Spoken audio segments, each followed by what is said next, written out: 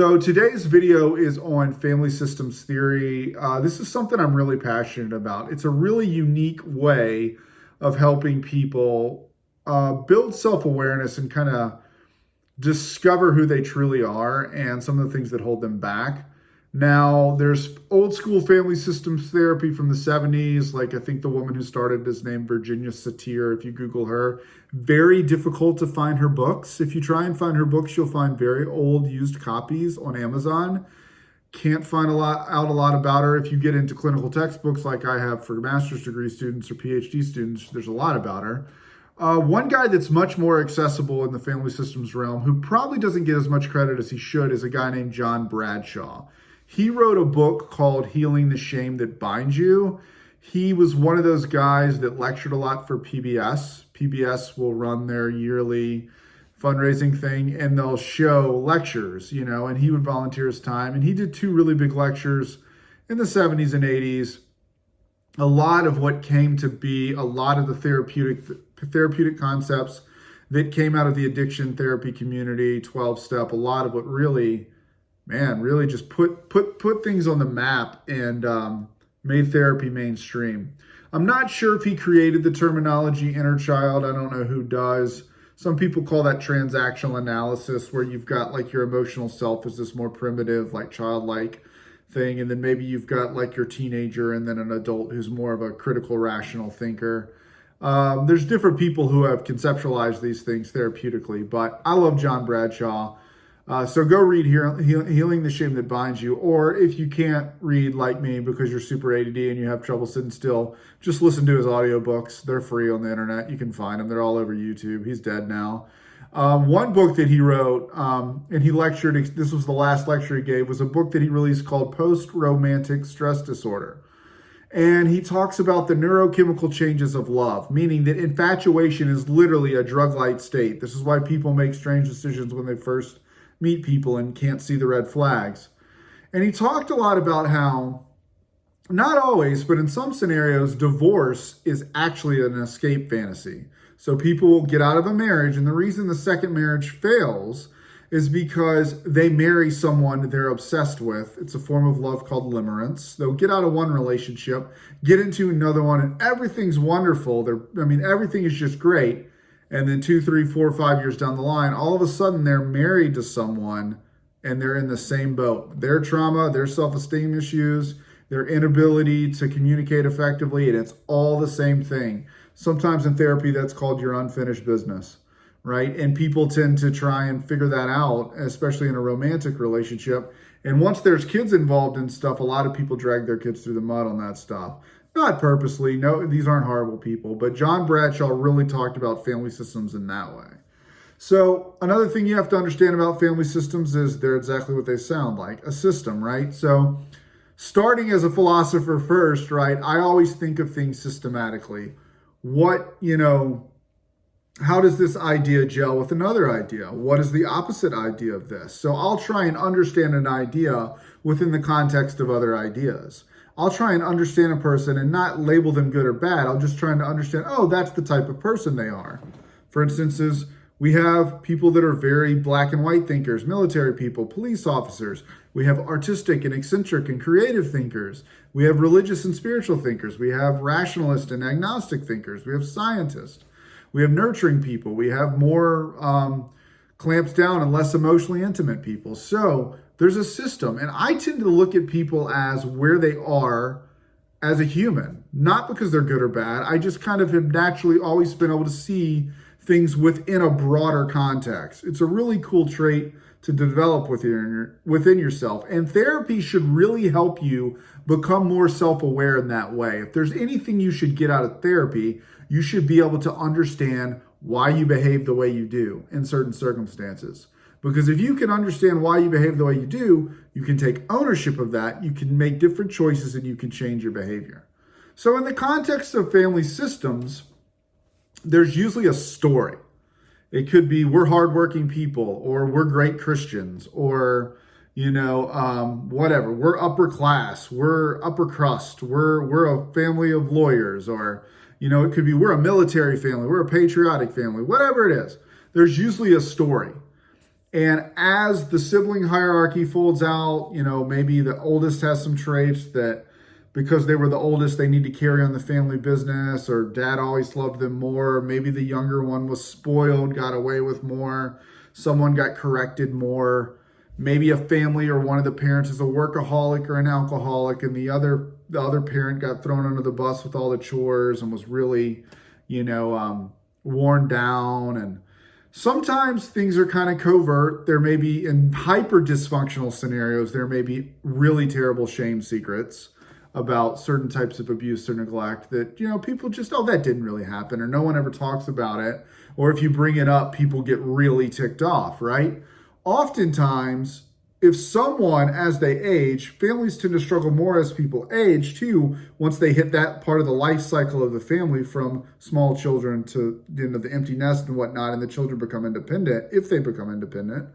Because when people become independent and they age, they realize, I can think for myself and I have the right to be happy and make different decisions and live the life I want.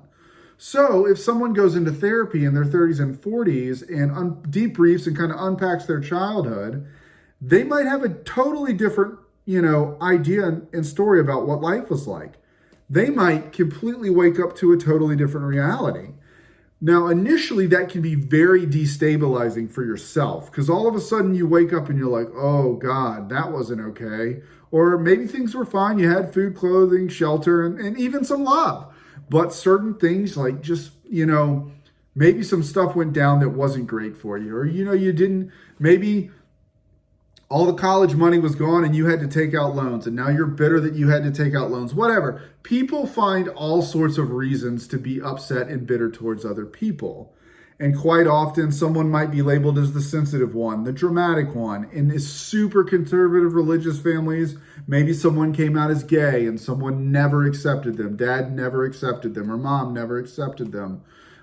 They might even feel like they did that on purpose to shame the family, or all sorts of things. Maybe someone was a drug addict as a teenager, and mom and dad got divorced, and the older siblings will say, the divorce was because you were such a jerk. You were so spoiled, and you ruined mom and dad's marriage, and you ruined it for the rest of us, And so there's all sorts of reasons people hold stuff in. They have their own story. Now, as people grow and start to explore their own reality and try and sort of like look at what they actually think and claim autonomy of their own story, their own thoughts, people can come into conflict. And these are in hyper dysfunctional scenarios. Every family has some dysfunction. Some families have a lot more. So as you're working through this stuff, you've just got to realize that if someone comes back into the family system with a new story, the system will seek equilibrium.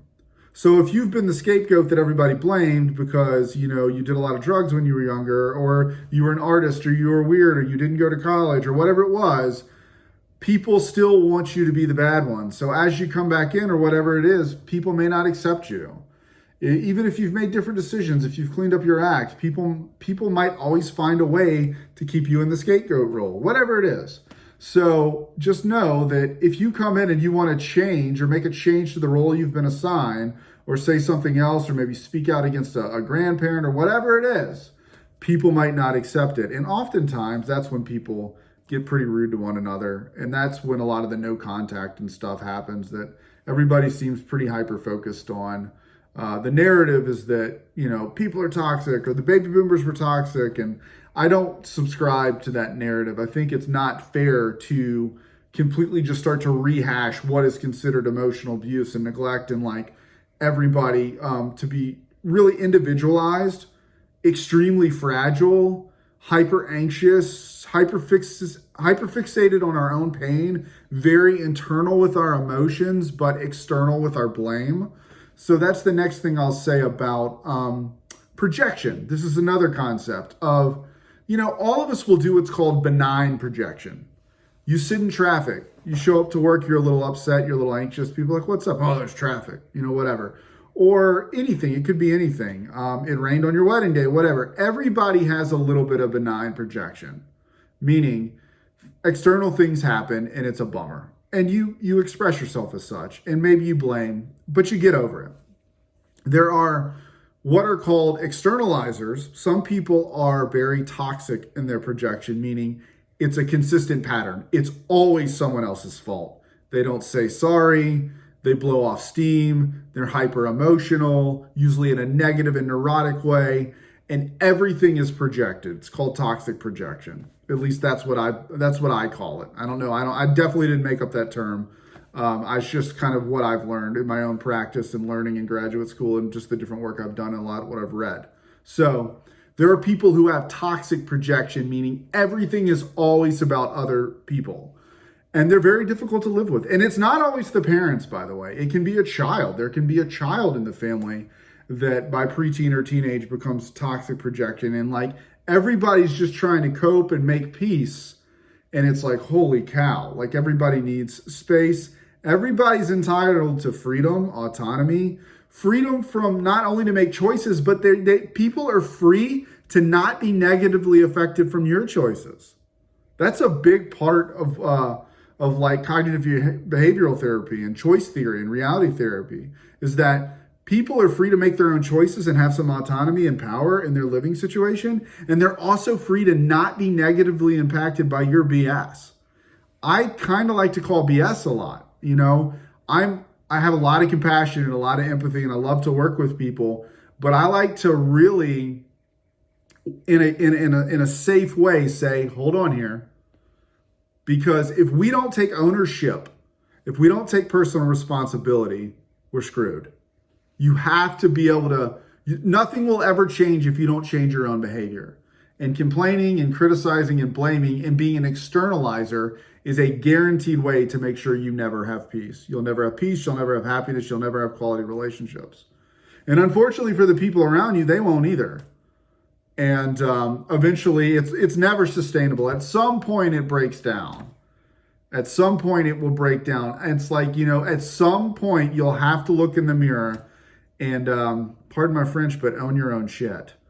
And so that's my take on it. I kind of start as a philosopher and have worked my way through coaching and as a therapist, or, you know, as a counselor, a CTI, or what's called a counselor, CIT, a counselor in training. I'm very much about, let's look around and claim reality, because a lot of people get hurt, man. Everybody gets hurt. Some people get hurt way worse. I'm not downplaying anybody's pain. However, at a certain point, we have to take stock of what's going on and say, okay, I have some opportunities here. I can empower my mindset and take some behavioral change and take some action points.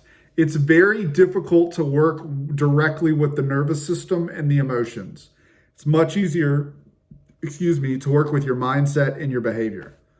I'll end with this. Like, I've struggled with my weight all of my adult life.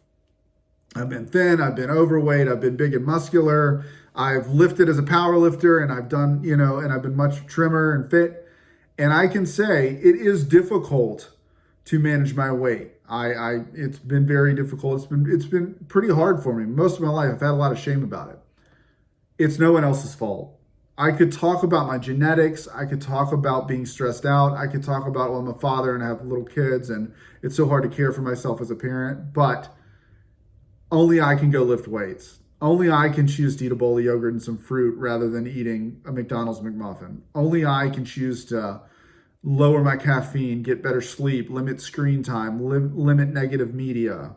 Only I can do my yoga and my meditation and stretch and do all that stuff.